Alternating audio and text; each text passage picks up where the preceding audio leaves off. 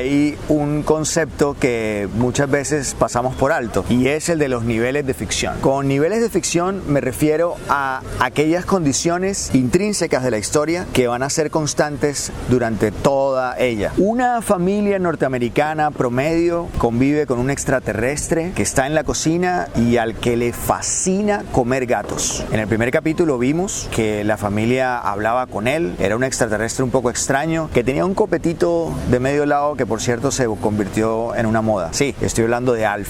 ¿Cómo es posible que uno pueda entender como público que un extraterrestre vive con una familia promedio norteamericana? Claro, porque esas son las condiciones y esas son las reglas de ficción, las reglas de juego que hay dentro de esa historia de ficción. No importa lo perdida, lo estrambótica, lo original o lo excéntrica que sea, tal y como pasó con Alf. Lo importante es que esas condiciones no se traicionen durante todo el relato.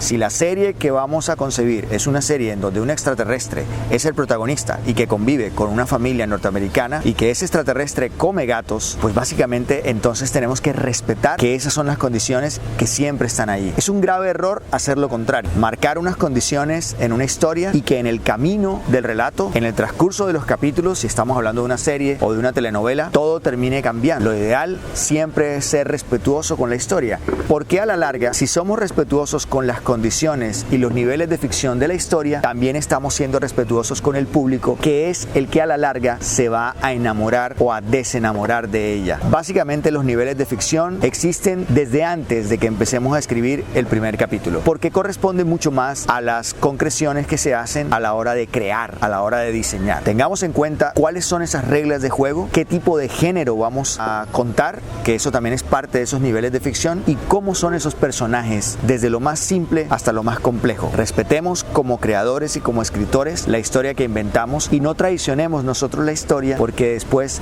terminaremos también haciendo que la historia traicione al público y eso no nos va a gustar y tampoco le va a gustar a la productora y mucho menos le va a gustar a nuestro bolsillo. Este es el penúltimo asalto. Los invito a que me sigan en YouTube, que ahí está mi canal, también en Facebook. Muchas gracias, tengan una buena semana, nos vemos pronto.